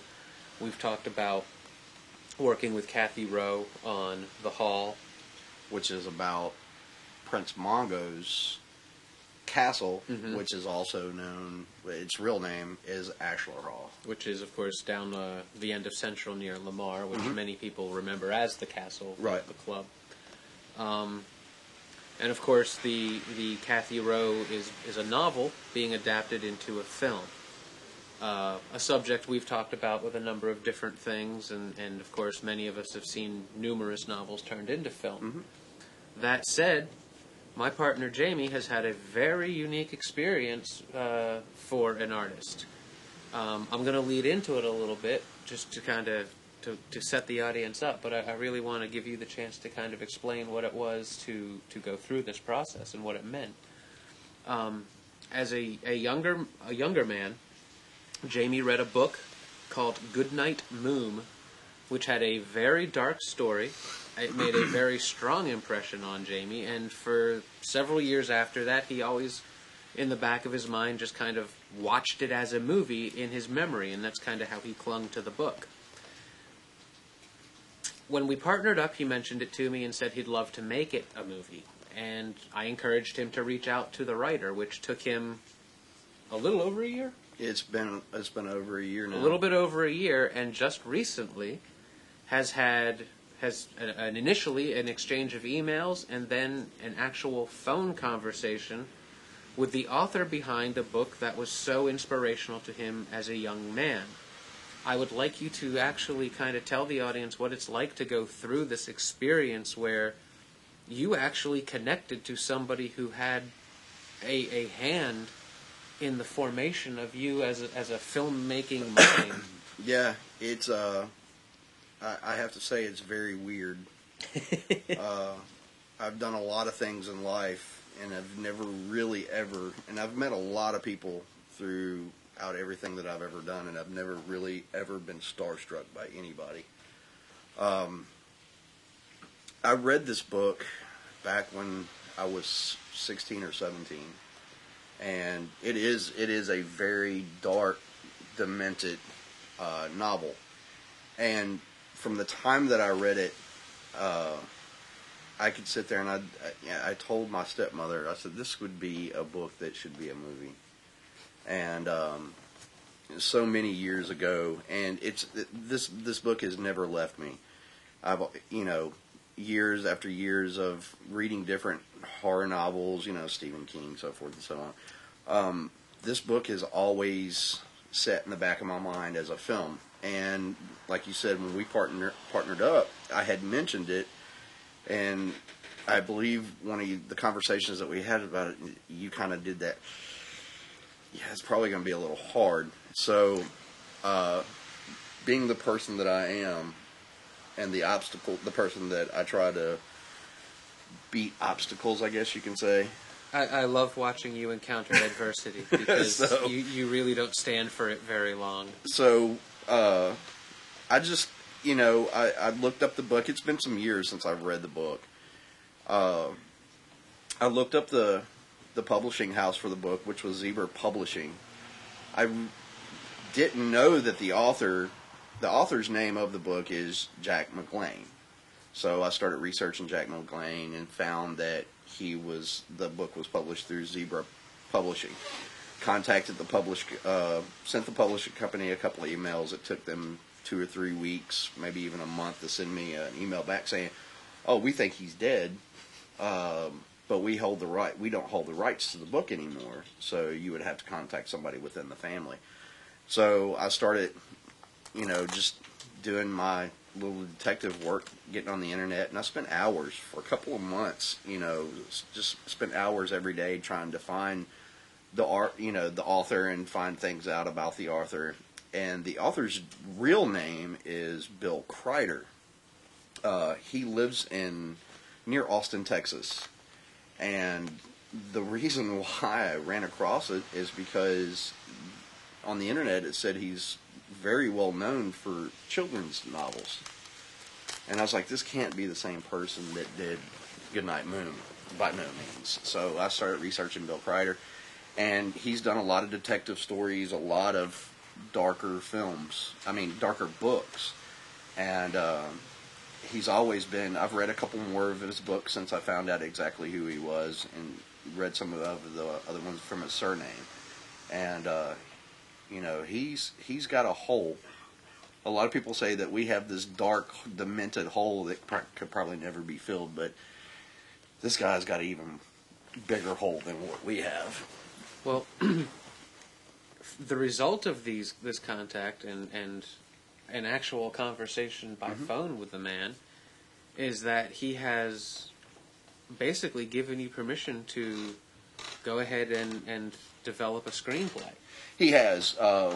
I contacted him. I tried one more time. It was the other night I was working on some of the stuff for Monday Shoot for the Nature of the Beast, and something just kind of clicked in the back of my head. I was sitting in my office and I was working, and something said, just try again. I've been trying every couple of months, or every few, when I think about it, say, hey, send him another email. So this night I wrote a email to him, and I'd gotten up, eating dinner, and hung out with my 3-year-old for a little bit, and watching TV with my family for a little while, and eating dinner. And I went back and I checked my email, and it was there. And he was like, "Sure, it sounds like a good idea to me. Let's do something." And sent him back another email, kind of explained a little bit about who we are, right, as a company, and what some of the things that we have done and intend on doing. And I'd given him my phone number and said, please, just call me anytime. I'd love to have a discussion with you. And the other day I was at work, my phone rang, and it was a Texas number. And I picked it up, and it was Mr. Kreider on the phone. He was like, "Can I speak with Jamie?" And I was like, "Yeah, this is he." And he was like, "Hey, this is Bill Kreider." And at that moment, I can actually say that I had gotten goosebumps on the back of my neck, because I've been such a fan of his novels and everything. And he asked me, so just give me a little information about you and about, your partners in your company. And I told him, about you with the Morning Ritual, and about Cold Blooded and Nature of the Beast, and some of the things that we are intended on doing. And the conversation kind of went into who some of my influences were. And I told him, as everybody knows, that I'm a huge, huge Alfred Hitchcock fan. Right. And he's like, well, a lot of people are Hitchcockish kind of fans. And he's like, who else? And it was David Lynch, Martin Scorsese, stuff like that. And he was like, well, it sounds good, so tell me what you would do with the book. And I said, we went into a conversation about how I would like to see, as the screenplay comes out, that I wouldn't take any deviation from what he has written. Of course, we would put it into our own words, but this book is a very, very, very dark book, and it touches on a lot. Me and Matt had a conversation about it a couple of days ago. This book has so many different emotions in it. There's so many different kind of things that happens to the main character in this, that a lot of, we said that Cold Blooded was something that slapped a lot of people. Right. With some of the things that I did within Cold Blooded. We've also said that some of the things that we intend on doing with Nature of the Beast is going to be the same way. But Bill Kreider's writing, or Jack McLean, I'm sorry, he does some things in there that I don't think we've ever even thought about. And in the conversation with him, I said, you know, I would want to make this book as dark as, this movie as dark as the book. And he went on into the conversation, and at the end of the conversation, it felt very humbling for him to say this in a certain way. He goes, well, everything sounds really good. I give you the go-ahead to do anything. The only thing that I ask from you is you guys keep me in the loop. Send me any of the drafts that you have. Let me read over some of the drafts. And he says, I will tell you this. You've got to be a dark individual to make this film. And he says, from what I can see of what you guys have done and what I've talked about with you, that I have chosen the right people to be able to do this. Very interesting. I love that he just so openly gave you permission, and that had to be quite the sensation. It is a big sensation. Like I said, I don't get starstruck. I've met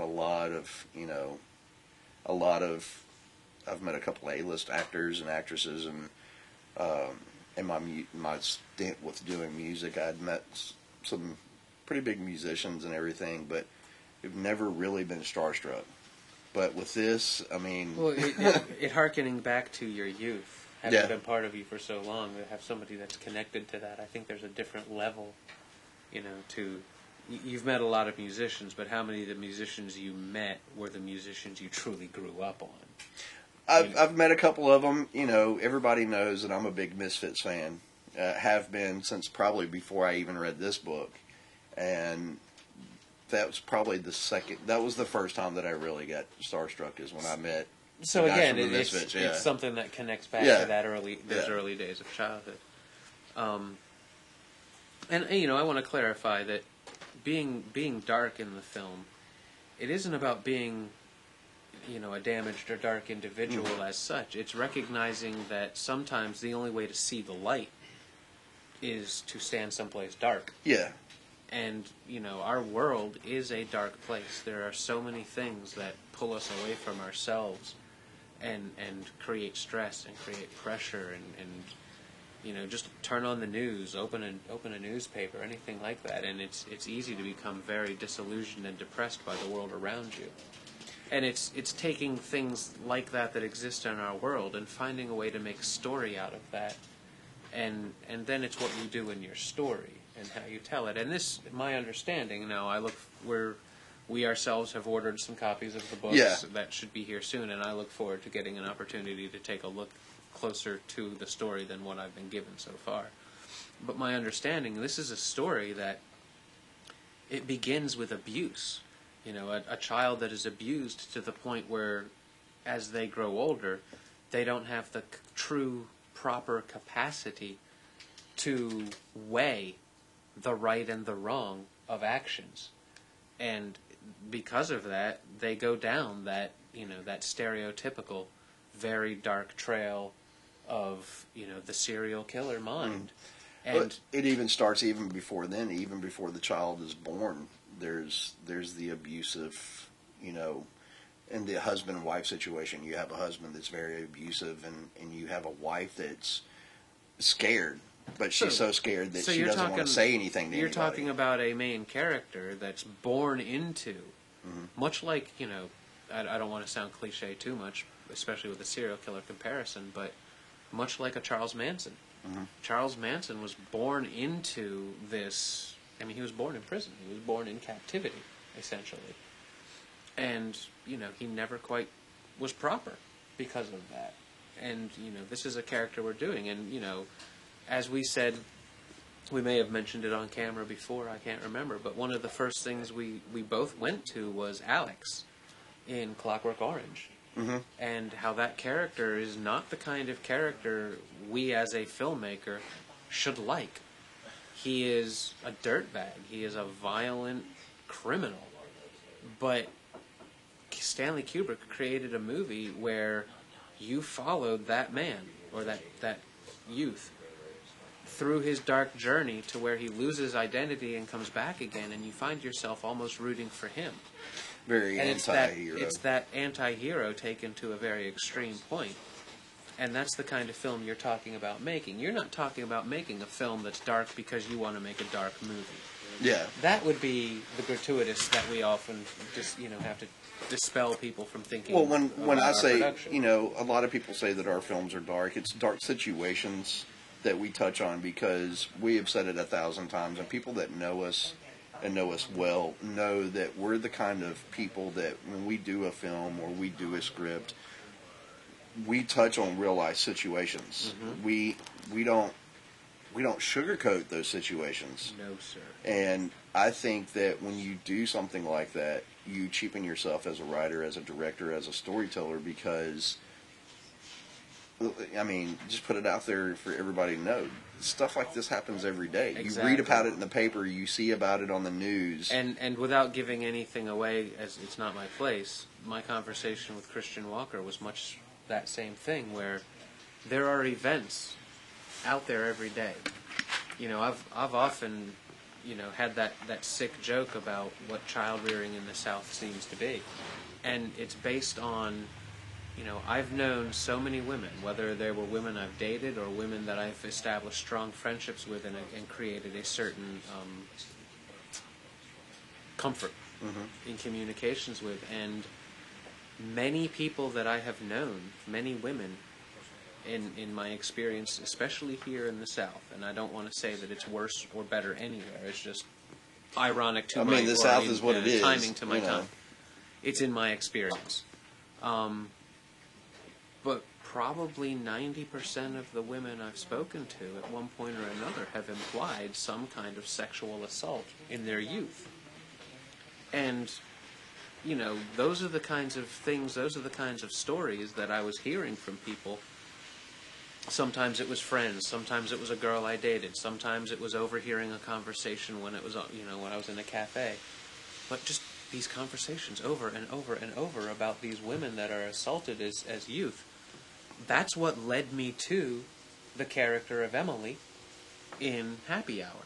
Well, I wanted to tell a story from a girl's point of view, and how, in this particular, because the overall theme of the movie is about the choices we make taking us wrong places. But I wanted to incorporate that, and I established the decision-making process of Emily is established by the decision-making process of her mother. I establish in a flashback that the mother went through the experience, and it's just that chain of events that creates this culture. If we don't shed a light on that as artists, as writers, as filmmakers, again, I think it's our responsibility, and by not doing it, as you said, we lessen ourselves. Well, I think another reason why I was kind of so attentive to this book is because I see some of my own life within some of the things. I mean, my mother was badly abused by my father. My mother has been in some abusive relationships before, and she had gotten to the point where she said, "To hell with it, no more." And well, you yourself have told me experiences about your life where you've confronted that kind of confrontation. So it's not. A lot of people that know me know that I don't have a very strong relationship with my father and never will. And I kind of envision some of the things within the writings of Mr. Kreider in this book that I can personally relate to. And maybe that was one of the reasons. But I mean, a lot of people that know me, and you know me well, know that a lot of the movies that I watched as I was growing up were very psychological films, and I was always really big into the horror genre of movies, which I still am attracted to those things. And I've always wanted to do, with Cold Blooded, it was a psychological thriller, and with Goodnight Moon, which I plan on keeping the title of it. Right. There's those incidents that has that in there, but there's more graphicness to this movie than what I said that I would ever do in another film before, because modern day slashers are just not my.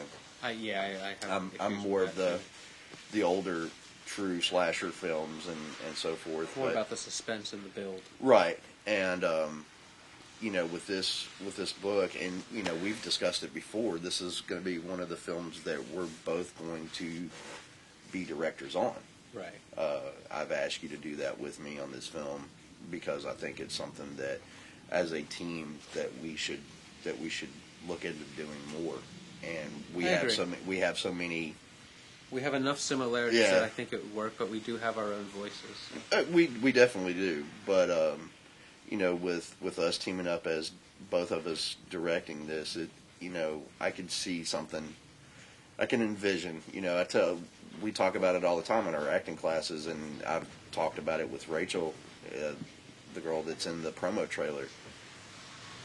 Close your eyes and envision something. Exactly. And when I do a lot of the writings that I do, and when I look at scenes and everything, I close my eyes. And the other night, I just closed my eyes and seen what this movie can be, from this book. And it's if we do it the way that we intend on doing it, at the conversations that we have, this is going to be something that I'm very excited about. And I think a lot of people in this town, they're either going to love it or they're going to hate the shit out of it. Excellent. Well, I thank you for sharing that and kind of helping us eat up the time for our show. Again, a quick rundown of all the things going on with us at Rising Fire. Presently, tomorrow evening, Jamie will be shooting an additional scene for the Nature of the Beast promotional trailer. I have had a conversation with my brother yesterday. He will be, this week I believe, starting on the actual rewrites of the script, so we look forward to having a new draft for a script on that very soon.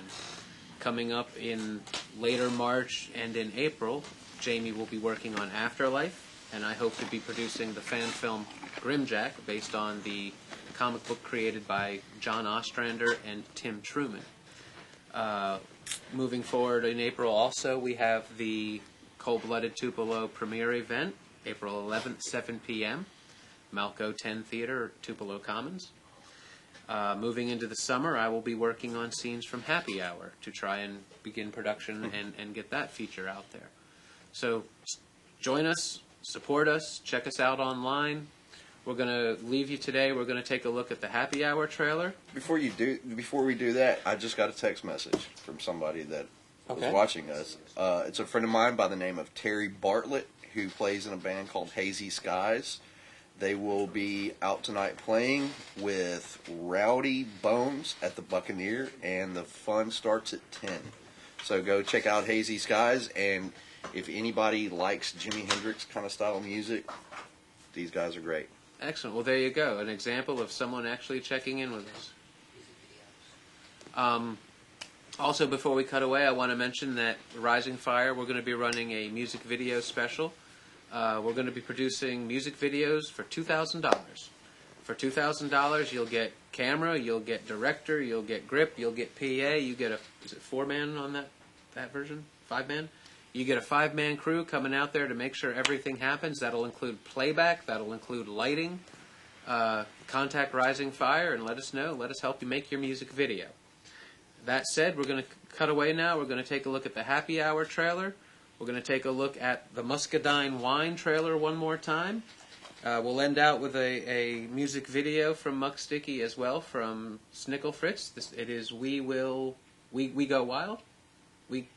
I can't remember, man. And we ask that you support your local filmmaker. Somebody get in here tonight and take a copy of Muscadine Wine off the shelf. Take it out of Matt's hands before he has a chance to see it. He won't even be able to tell you if it's good. Support. That's all we can say, and we can't say it enough. Help everybody out. Get films made. Get to know each other. Get them done. Have a good evening. We'll see you next week. Hopefully we'll have Robert Coletta with us, and then we'll be taking a couple weeks off, and we'll be rejoining you in April. Thank you, and have a good weekend.